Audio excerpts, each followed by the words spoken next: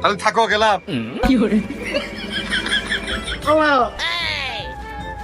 কি এলো? হলো রক্ত কে? এই শালা পাগলে কি করলো রে?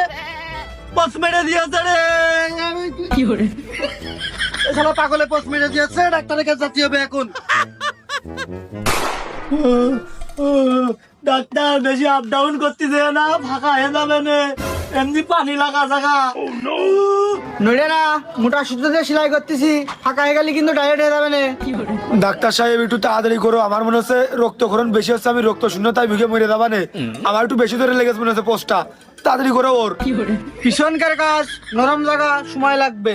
ডাক্তার, আমার মনে হয় রক্ত শেষ, পানি ভাঙা শুরু হয়েছে। একটু পিছনে তাকিয়ে ভালো করে দেখো তিনি, অর্ধেকের পাত্তে গেছে না পুরোটাই গেছে। তোমাকে লজ্জা করতে না এরকম করে করতি।